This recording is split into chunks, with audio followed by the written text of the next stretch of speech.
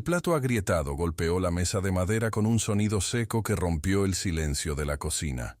Isadora miró la vajilla rota donde Víctor había echado papilla fría. Luego la mesa principal donde él comía huevos frescos y pan caliente en porcelana blanca. Los tres vecinos que tomaban café no apartaron la mirada de sus tazas. Nadie nunca la apartaba. La llevaba sobre sus hombros como piedras mojadas. La sentía subir por la garganta cuando pasaba por la iglesia. La reconocía en la mirada de cada mujer del pueblo que sostenía a sus bebés un poco más fuerte cuando ella se acercaba, como si la esterilidad fuera contagiosa. Hola mis queridos amigos, soy Valentín, el narrador del canal. Antes de continuar, les pido que se suscriban al canal y dejen un comentario diciendo desde dónde nos están viendo. Un abrazo cálido a todos y espero que disfruten cada momento de esta historia. Las manos de Isadora temblaron cuando tomó la cuchara. 5 años. 5 años desde que Víctor Campos la había llevado de la casa de su madre, con promesas de familia numerosa, de habitaciones llenas de risas infantiles, de un apellido que significaba algo en aquella región de aserraderos y bosques densos. 5 años de médicos que la examinaban con instrumentos fríos de metal, presionando, hurgando, negando con la cabeza con expresiones que lo decían todo sin pronunciar palabra alguna. 5 años de tés amargos que doña Agustina, la suegra, preparaba con raíces que hervían en ollas enormes, llenando la casa con un olor acre de desesperación. El líquido oscuro le quemaba la garganta, le revolvía el estómago, pero Isadora tragaba cada gota, porque negarse era admitir que no quería arreglar lo que estaba roto en ella. La nieve aislaba las propiedades por meses, transformando cada familia en una isla de juicios propios donde no había escape. En los primeros años, Víctor aún había intentado ser paciente. Le tocaba el hombro con algo que podría ser gentileza cuando ella lloraba en el sótano después de las visitas del médico. Pero la paciencia tiene fecha de caducidad cuando todo el pueblo susurra, cuando el propio padre muere decepcionado porque no hubo nieto para llevar el apellido, cuando hasta el sacerdote pregunta en confesión si ella estaría rezando lo suficiente. Primero fueron los comentarios frente a extraños. La seca, la llamaba, riendo como si fuera una broma. Luego vinieron las humillaciones calculadas. Mientras él y su madre comían en vajilla fina que había sido de la boda, Isadora recibía comida en platos agrietados, algunos con pedazos faltantes donde la porcelana se había roto. Cuando recibía visitas, Víctor la mandaba a dormir al sótano. «No quiero que te vean», decía, cerrando la puerta con llave por fuera. En la oscuridad húmeda donde guardaban papas y carne salada, Isadora oía las risas arriba, el tintineo de copas, conversaciones sobre negocios y familias creciendo. Ella contaba las papas hasta que le llegaba el sueño. 347, 348, 349. El cabello suelto era para mujeres que tenían derecho a relajarse, a respirar, a existir sin pedir disculpas. Sus ojos verdes, que su madre Beatriz siempre había dicho que eran bonitos, aprendieron a fijarse en el suelo. Mirar hacia arriba era encontrar juicio. Mirar hacia los lados era ver mujeres embarazadas, vientres redondos bajo los vestidos, manos acariciando algo que crecía mientras Isadora permanecía vacía, hueca, inútil. Mirar a los lados era ver mujeres embarazadas, vientres redondos bajo los vestidos, manos acariciando algo que crecía mientras Isadora permanecía vacía, hueca, inútil. Entraba a la cocina todas las mañanas con el mismo sermón. «Árbol que no da fruto merece el hacha», decía, golpeando el bastón contra el suelo de madera. «Mi hijo merece algo mejor. Merece hijos. Merece una mujer de verdad». Las palabras se clavaban como clavos.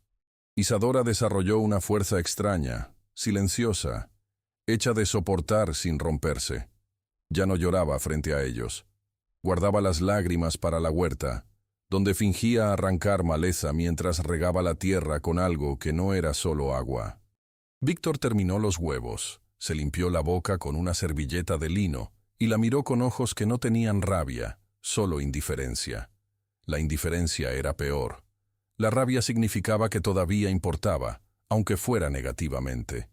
La indiferencia significaba que ya ni siquiera era un problema, solo un mueble viejo que debía ser desechado. Hija de Esteves, el comerciante de herramientas. Ella me dará los hijos que tú no pudiste. Tomó más café. Tienes hasta el anochecer para irte de mi casa. Algo dentro de ella, algo que se había endurecido durante 5 años, finalmente cristalizó. No suplicó, no lloró.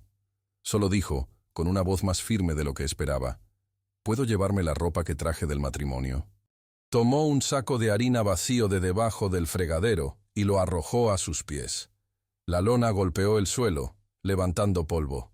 Llévate lo que quepa ahí, y agradece que no te cobre los 5 años de comida desperdiciada. La habitación donde había dormido sola los últimos meses olía a moho y soledad.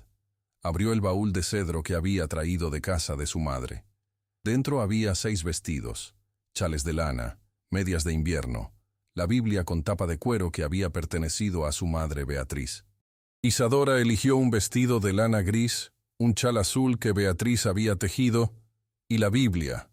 Todo cupo en el saco, con espacio de sobra. 5 años de vida cabían en un saco de harina vacío. El herrero que había reparado la reja de la ventana en verano. El dueño de la taberna que vendía cerveza a Víctor. El carpintero que había construido la cuna que nunca se usó, que todavía estaba en el ático juntando polvo y arañas. Ninguno dijo nada. Ninguno la miró. Los testigos silenciosos eran peores que los acusadores, porque elegían la seguridad en lugar de la justicia.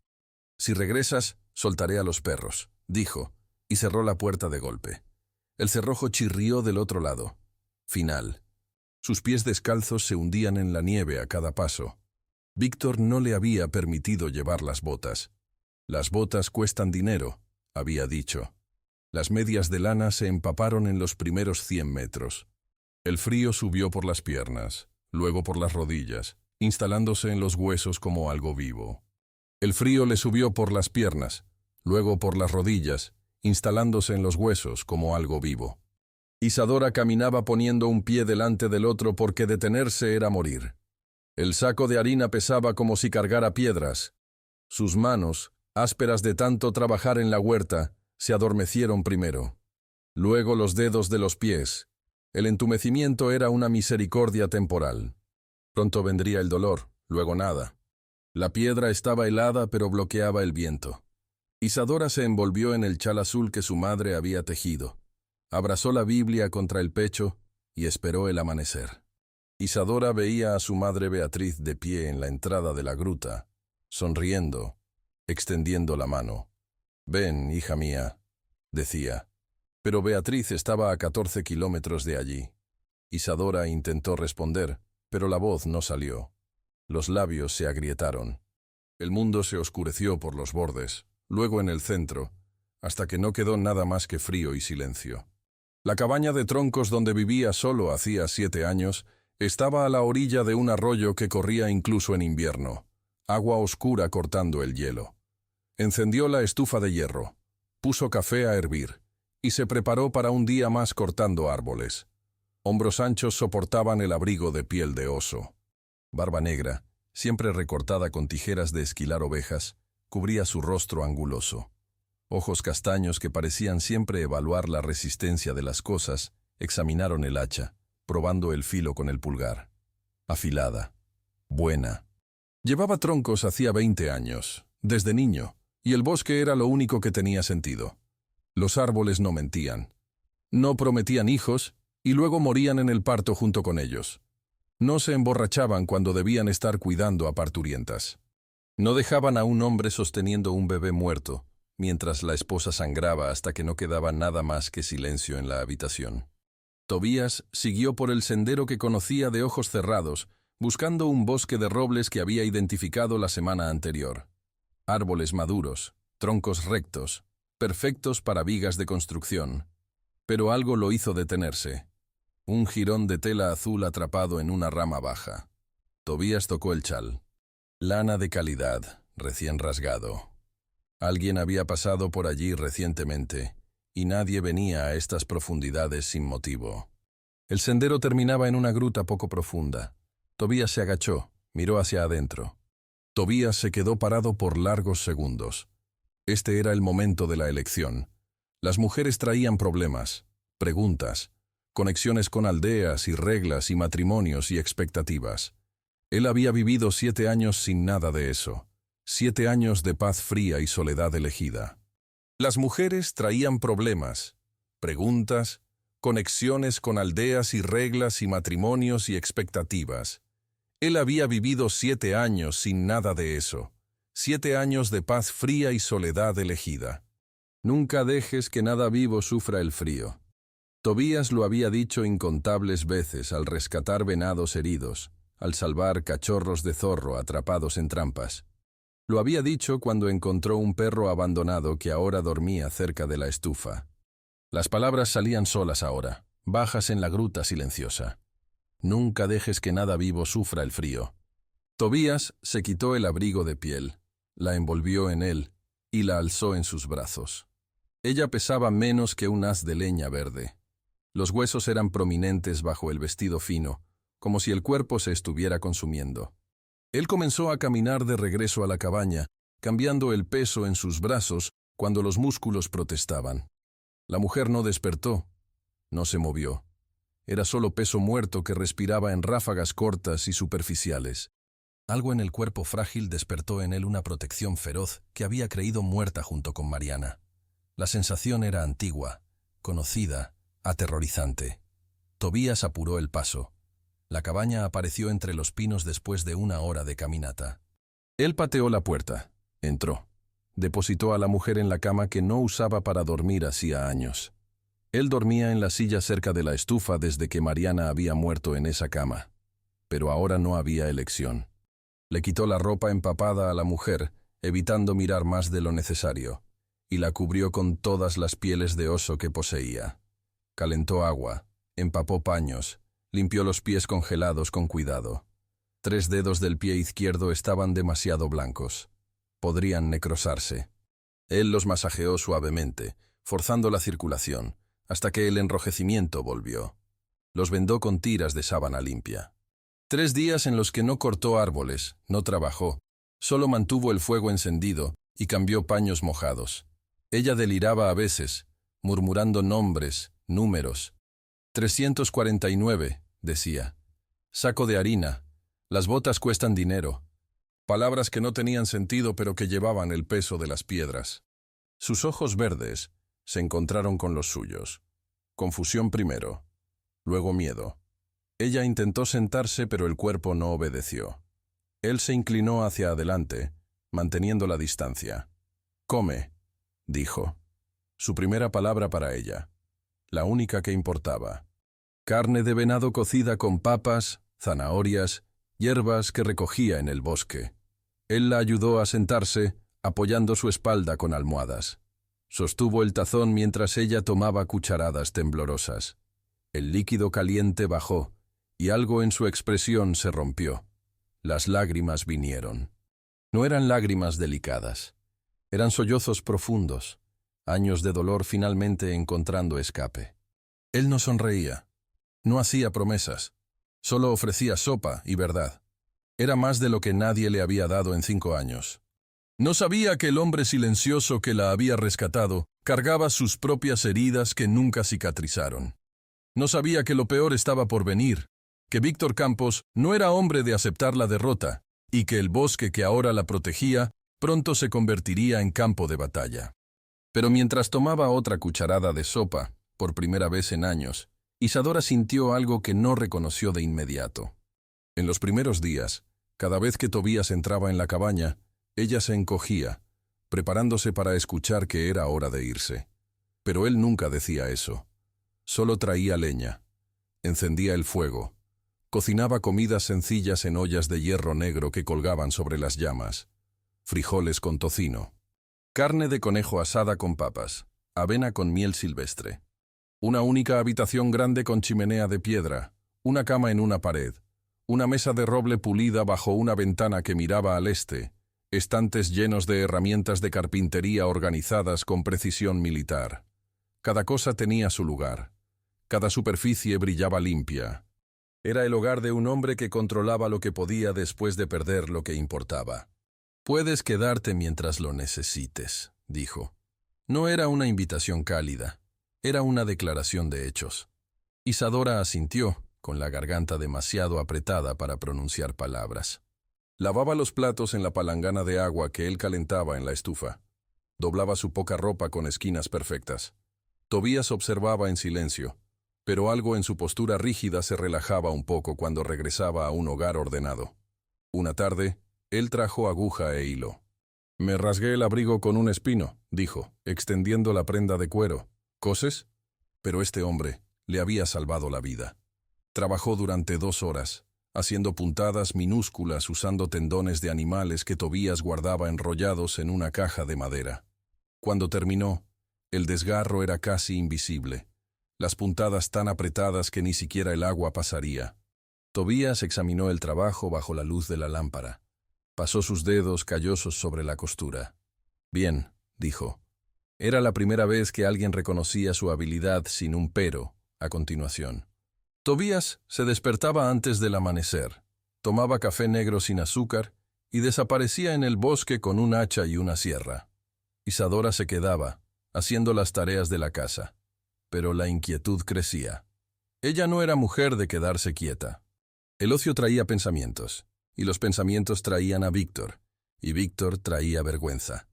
Ella necesitaba un propósito. El ocio traía pensamientos, y los pensamientos traían a Víctor, y Víctor traía vergüenza. Ella necesitaba un propósito. Mesas de trabajo alineadas con herramientas organizadas por tamaño y función. Cepillos, cinceles, lijas, sierras de diferentes dientes, maderas apiladas por tipo, cada pieza etiquetada con carbón, roble, pino, cedro, cerezo. En el centro del taller, una cómoda a medio hacer, con cajones parcialmente montados. Él volvió al trabajo, pero no la echó. Ella reconoció algo en el proceso, la misma concentración que sentía cuando cosía, cuando cada punto necesitaba estar en el lugar exacto, o todo se desmoronaba. Luego señaló una pila de tablas. «Lija estas, a favor de la veta, no en contra. 3 pasadas de lija gruesa, 2 de media, 1 de fina». Le tendió 3 pedazos de papel de lija enrollados. Así.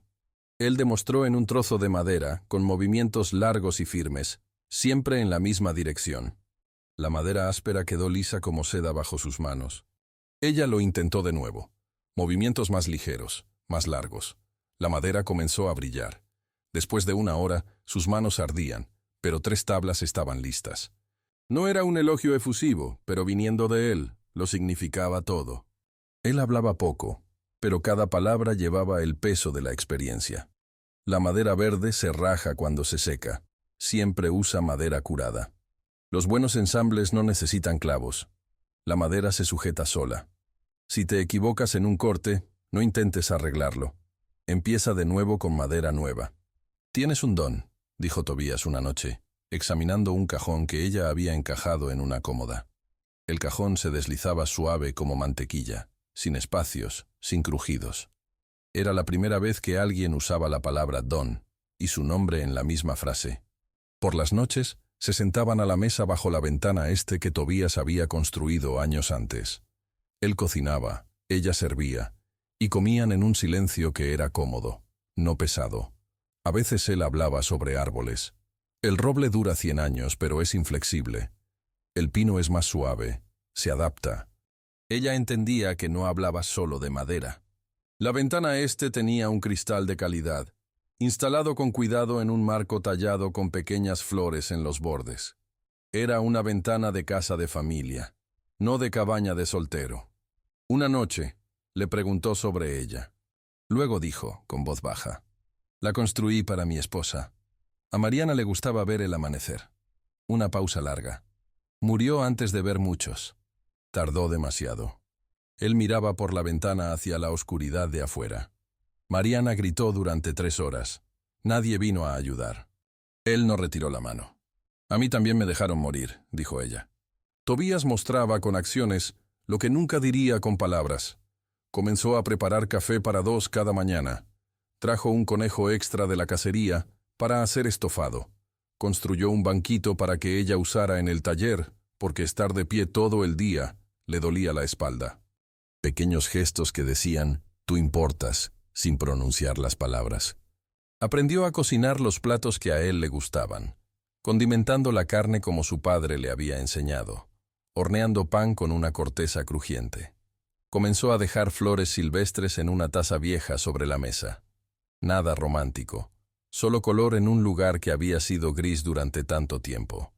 Una tormenta de nieve en abril los mantuvo atrapados en la cabaña durante 5 días. La nieve se acumuló contra la puerta hasta cubrir la ventana inferior. El viento aullaba como lobos. Ellos trabajaron adentro, Tobías construyendo sillas, Isadora lijando y encajando piezas más pequeñas. Por la noche, se sentaban cerca del fuego, compartiendo historias en pequeñas dosis. Era una narración de hechos, distante, como si hablara de una persona diferente. Solo porque alguien no sabe trabajar con ella, no significa que la madera sea el problema. Todo blanco, silencioso, limpio. Tobías salió primero, abriendo camino con una pala ancha. Isadora lo siguió, hundiéndose en la nieve hasta las rodillas. El aire era tan frío que le ardía en los pulmones. Respiró hondo y sonrió. Por primera vez en meses. Tobías lo vio, y algo en sus ojos se suavizó. No le devolvió la sonrisa. Él no era hombre de sonrisas fáciles, pero inclinó la cabeza en un gesto que era reconocimiento, aprobación, algo que empezaba a parecerse a la ternura. Los árboles brotaron hojas verdes. Los pájaros regresaron, llenando el bosque con cantos que Isadora había olvidado que existían. Ella y Tobías establecieron una rutina. Trabajaban codo a codo en el taller durante el día. Comían juntos por la noche. A veces, cuando el cansancio vencía, ella dormía en la cama grande mientras él montaba guardia en la silla. Pero otras noches, él se acostaba junto a ella por encima de las cobijas, su brazo grande sirviendo de almohada, una presencia sólida que decía, «Estás segura», sin palabras. No hablaron sobre lo que eran el uno para el otro. Marido y mujer sin papeles. Compañeros de trabajo. Sobrevivientes compartiendo espacio. Las definiciones no importaban. Lo que importaba era el olor a aserrín mezclado con humo de pino de la chimenea, un aroma que empezó a significar hogar. Pero la paz, Isadora aprendería, tiene fecha de caducidad. Los dos hombres conversaron afuera mientras Isadora preparaba café. Cuando entraron, la expresión de Tobías era cerrada, peligrosa. Le dijo a un proveedor que su esposa huyó, que la quiere de vuelta. Augusto miró a Isadora con algo parecido a la lástima. Está diciendo que te volviste loca, que necesitas ser internada por tu propio bien. Las instituciones eran lugares donde las mujeres incómodas desaparecían, encerradas en habitaciones con rejas en las ventanas, alimentadas con medicinas que transformaban a las personas en cáscaras vacías. Conocía historias. Toda mujer las conocía. Él no la encontrará aquí, dijo Tobías, con voz plana, definitiva. La madera que cortas es mejor que cualquier otra en la región. Víctor quiere comprar, pero siempre te has negado. Él puede intentar forzar. Augusto se marchó al anochecer con la promesa de alertar si Víctor se movía. Isadora y Tobías se quedaron en la cabaña mientras el sol descendía. La ventana este, que había mostrado tantos amaneceres hermosos, ahora parecía vulnerable, expuesta, un camino para ojos no deseados. «Puedes irte», dijo Tobías finalmente, «a otra aldea, cambiarte el nombre, empezar de nuevo donde él no te encuentre». Algo dentro de ella, algo que había crecido lijando madera y encajando cajones y aprendiendo que tenía un don, se negó. Algo dentro de ella, algo que había crecido lijando madera y encajando cajones y aprendiendo que tenía un don, se negó. No era una pregunta, era una declaración de guerra. ¿El aullido distante era de lobo o de hombre? Tobías mantuvo la mano en el mango del hacha toda la noche, con los dedos relajados pero listos. Él vendría. Y cuando viniera, no sería con amabilidad o justicia. Vendría con poder y aliados y la certeza de un hombre al que nunca se le había negado nada. Ella había muerto en aquella gruta. La persona que sobrevivió era diferente, más fuerte, más sagaz, y se negaba rotundamente a ser una víctima de nuevo. Tobías reforzó la puerta de la cabaña con barras de hierro que Augusto forjó en secreto. Construyó cerraduras en las ventanas que podían cerrarse rápidamente desde dentro. Enseñó a Isadora a usar el rifle que mantenía colgado sobre la chimenea, arma que había pertenecido a su padre. Ella aprendió a cargar, apuntar y disparar a blancos de madera que él clavó en los árboles. Las manos que cosían con delicadeza sujetaban el arma con una firmeza creciente. La partera apareció una tarde de junio, conduciendo una vieja calesa tirada por una yegua marrón. Era una mujer de 60 años, con el cabello canoso recogido en una trenza gruesa, las manos manchadas por décadas trayendo bebés al mundo. Ella golpeó la puerta con la urgencia de quien cargaba secretos demasiado pesados. Tobías se mantuvo de pie cerca de la puerta, con los brazos cruzados, una presencia protectora. Doña Carmela abrió una bolsa de cuero gastada y sacó un sobre amarillento. «Pero ya no puedo más». Ella empujó el sobre a través de la mesa. «Es un documento médico, del doctor Ribeiro, de la capital. Víctor lo consultó en 1884, incluso antes de casarse contigo. Dentro había papel con membrete, con letra médica apretada». Ella leyó despacio, luego volvió a leer, porque las palabras parecían imposibles. Enfermedad venérea, infertilidad permanente, contraída en una casa de mala reputación, tratamiento sin éxito. 5 años de vergüenza, de tés amargos, de médicos examinándola como ganado enfermo, de miradas piadosas, de susurros, de dormir en el sótano contando patatas. 5 años creyendo que estaba rota, defectuosa, menos que una mujer. Y todo era una mentira. No ella, él. Siempre él. Preguntó Tobías con voz peligrosamente tranquila. «Vi cómo te sostenías la espalda, cómo te mareaste con el olor a carne en la feria». Los ojos de la partera se encontraron con los suyos. «Estás embarazada, 2 meses, quizás 3, y por la forma en que te llevas, apuesto a que son gemelos». «¿Cómo se mareaba con el olor a carne en la feria?» Los ojos de la partera se encontraron con los suyos. «Estás embarazada, 2 meses, quizás 3, y por la forma en que lo llevas, apuesto a que son mellizos». Había pensado que el cansancio era del trabajo, que el mareo era por comida mal conservada, que el retraso era por estrés. Pero ahora, con las palabras dichas en voz alta, reconoció la verdad que su cuerpo ya sabía. Tobías se arrodilló al lado de su silla. Colocó su mano grande sobre la de ella en su vientre todavía plano. Sus ojos castaños brillaban con algo que podrían ser lágrimas, pero él era un hombre que no lloraba. «Nuestros hijos», dijo, con voz ronca. No era una pregunta sobre matrimonio o propiedad. Era una declaración de compromiso. «El llanto no cambia nada», dijo Tobías, repitiendo las palabras que había dicho el primer día. «La acción sí cambia». Prendió en su pecho el broche que Tobías había tallado, 2 pinos entrelazados en madera de cerezo. Se dejó el cabello recogido, pero no en trenzas apretadas que lastimaran. Hizo un moño simple que mostraba su rostro sin ocultarlo. Se miró en el trozo de espejo rajado que Tobías guardaba para afeitarse. Esta mujer había sobrevivido al frío, había aprendido carpintería, llevaba vida dentro de ella. Esta mujer no huiría. Puestos vendían frutas, verduras, gallinas vivas, telas, herramientas. El olor a pan horneado se mezclaba con el estiércol de caballo y el sudor de la multitud.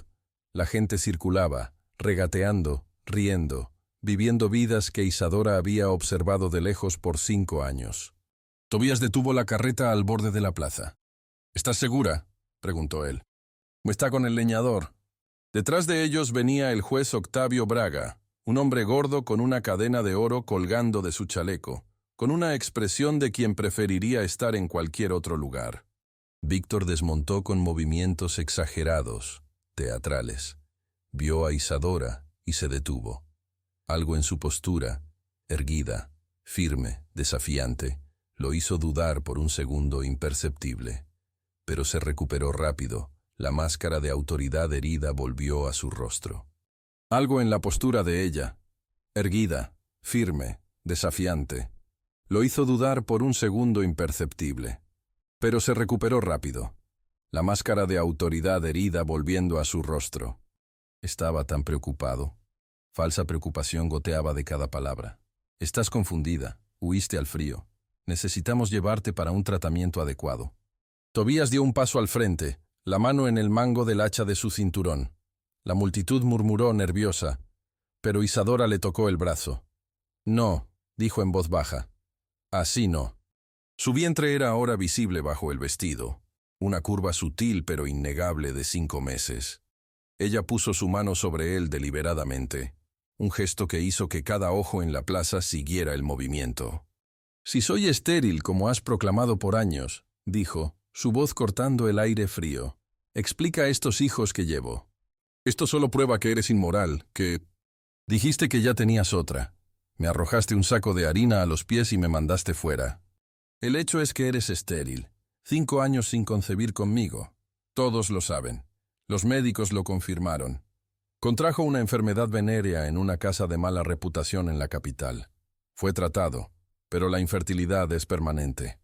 Víctor avanzó hacia doña Carmela, con el rostro rojo de ira. «¡Estás mintiendo! ¿Dónde conseguiste esto? Yo te pagué para...» gritó alguien. La enfermedad lo dejó infértil. Él me pidió que nunca lo revelara. El médico bajó la vista. Fui un cobarde al aceptar. Me disculpo. Miró a su alrededor buscando aliados, pero solo encontró miradas de juicio y repulsión. Miró a su alrededor buscando aliados, pero solo encontró miradas de juicio y repulsa. Tenía un rostro hermoso distorsionado por la ira absoluta. Ibas a usarme. Ibas a hacerme creer que cualquier falla en concebir sería mía, a convertirme en la próxima víctima. Le escupió a los pies. Vete al infierno, Víctor Campos. Especialmente las mujeres, que conocían el miedo a ser culpadas por fallas que no eran suyas. A la luz de estas revelaciones, dijo, con voz formal pero apresurada, la de un hombre que veía cambiar la marea y quería estar del lado correcto. Declaró nulo por fraude el matrimonio entre Víctor Campos e Isadora. Víctor engañó a la novia sobre su capacidad para producir herederos, constituyendo fraude matrimonial. Golpeó su bastón contra el suelo como si fuera un martillo de tribunal. Está decidido, Isadora es libre. Se quedó solo en el centro de la plaza, rodeado por 200 personas que fueron testigos de su caída. Y ahora estaba aplastado por su propia mentira. La multitud se dividió para dejarlo pasar, pero nadie habló. El silencio fue un juicio más severo que cualquier grito. Los hombres saludaron a Tobías con un respeto nuevo. Doña Carmela lloraba, abrazando a Isadora mientras le pedía disculpas repetidas que Isadora aceptaba con gracia. «Para celebrar que la verdad venció a la mentira», dijo, sonriendo por primera vez que Isadora recordaba. A veces venía cuando la víctima se negaba a permanecer en silencio. El amanecer pintaba todo de colores cálidos. Las paredes de troncos de la cabaña ampliada, la mesa de roble donde solían comer 2 y ahora lo hacían 4, los juguetes de madera esparcidos por el suelo. Miguel vino detrás, más callado que su hermana, pero con la misma energía contenida, sosteniendo un serrucho de juguete como si fuera una espada. Se sentó, tomó a Miguel en un brazo y a Cecilia en el otro, y los hizo girar hasta que rieron. Todavía no era un hombre de muchas palabras, pero el amor que sentía por sus hijos, por su esposa, llenaba cada silencio. Se sentó, tomó a Miguel en un brazo, a Cecilia en el otro, y los hizo girar hasta que rieron. No era hombre de muchas palabras aún, pero el amor que sentía por sus hijos, por su esposa, llenaba cada silencio. La cabaña ahora tenía 2 habitaciones, construidas por Tobías durante el embarazo. Un taller más grande estaba afuera, donde ambos trabajaban en muebles que vendían en el pueblo. Las piezas de Isadora, delicadas y precisas, venían firmadas con su nombre completo grabado a fuego en la madera, hecho por Isadora Ferreira. Ella había vuelto a usar su apellido de soltera, y luego había adoptado el de Tobías cuando se casaron oficialmente 6 meses después del enfrentamiento en la plaza. Sus sillas se equilibraban perfectamente. Comerciantes de la capital venían a encargar piezas específicas, pagando precios que les permitieron expandir la cabaña, comprar mejores herramientas e incluso contratar un ayudante ocasional. Pero lo que más enorgullecía a Isadora era la cabaña más pequeña que Tobías había construido al borde de la propiedad. Un refugio temporal para mujeres en situaciones similares. En los últimos 3 años, 17 mujeres habían pasado por allí. Algunas se quedaban semanas, otras meses. Isadora ofrecía trabajo en el taller, les enseñaba carpintería, las ayudaba a encontrar su propio camino. Doña Carmela las examinaba, documentaba abusos, construía casos que los jueces no podían ignorar. Parteras, herreros, carpinteros, Comerciantes que se cansaron de ver injusticia sin respuesta. No era un sistema perfecto, pero era un comienzo. Rumores decían que había quebrado, que había vendido la serrería para pagar deudas, que había huido a otra región donde nadie conocía su nombre. Isadora no sentía una satisfacción particular con su caída. Solo el alivio de que ya no podría lastimar a nadie que ella conociera. Aquella mañana de domingo, después del desayuno, Isadora llevó a Cecilia al taller. A la niña le encantaba trabajar con madera. Sus manos ya eran hábiles a los 3 años. Isadora le mostró cómo encajar una bisagra pequeña en un joyero. El niño era demasiado joven para cortar madera de verdad, pero Tobías tenía una paciencia infinita, mostrando los movimientos una y otra vez, sus manos grandes guiando las pequeñas. La misma ventana que Tobías había construido para Mariana hacía tantos años, ahora iluminaba una nueva familia, una nueva vida, comienzos que nacieron de finales dolorosos. La que había dormido en el sótano contando patatas, la que casi había muerto en una gruta fría creyendo que era defectuosa, incompleta, sin valor. El olor a aserrín mezclado con el humo de pino de la chimenea flotaba por el taller. Era el aroma del trabajo, del propósito, de una vida construida con manos propias y elecciones conscientes. Era el olor a hogar. Miguel gritó algo afuera, riendo cuando Tobías lo alzó sobre sus hombros. La vida continuaba, común y extraordinaria al mismo tiempo. No había un final perfecto, solo días que se acumulaban, cada uno ofreciendo la elección de continuar, de crecer, de negarse a ser definida por juicios ajenos. Tobías lo había hecho la primera semana, cuando ella todavía esperaba ser expulsada. Era una promesa silenciosa que él había cumplido todos los días desde entonces. No con grandes palabras o gestos románticos, sino con café hecho por la mañana, con herramientas organizadas para que ella las alcanzara, con una ventana que dejaba entrar la luz. Era encontrar a alguien que viera que nunca estuviste rota, solo mal utilizada, mal comprendida, mal juzgada. Vino de aprender que el valor no residía en concebir vida, sino en elegir vivir la propia con dignidad y propósito. Cuando la noche cayó, después de que los niños fueron acostados con cuentos y besos, Isadora y Tobías se sentaron a la mesa bajo la ventana este. Él tomó su mano como lo había hecho tantas veces antes. Isadora miró alrededor de la cabaña, las paredes que protegían, los muebles que construyeron juntos, las camas donde sus hijos dormían seguros, el taller donde sus manos creaban cosas hermosas de madera en bruto. La vida que eligieron día tras día contra las expectativas, los juicios y las historias que otros intentaron escribir para ellas. Las cicatrices aún existían. Los recuerdos aún dolían a veces, pero no la definían. Eran solo partes de una historia más grande, una historia que ella ahora escribía con su propia mano. El mismo bosque que casi la había matado, ahora protegía a su familia. La misma nieve que había congelado sus pies, ahora traía agua en primavera para el arroyo donde los niños jugaban. Todo tenía un propósito, incluso el dolor. Porque sin la gruta, sin el frío, sin la muerte casi segura, ella nunca habría encontrado esta cabaña, este hombre, esta vida. A veces el camino hacia la redención pasaba por lugares oscuros, pero la oscuridad hacía la luz más preciosa cuando finalmente llegaba. Brillaba a través de la ventana este cada mañana, prometiendo nuevos comienzos. Brillaba en los ojos de sus hijos. Brillaba en las manos callosas que construían cosas hermosas. Brillaba en la verdad que ella había aprendido con un costo alto pero necesario. Nunca es tarde para elegir dignidad sobre vergüenza, verdad sobre mentira, vida sobre mera existencia. Y el juicio ajeno nunca define quién eres realmente. Comenta qué fue lo que más te marcó de la historia de Isadora. Gracias por estar aquí.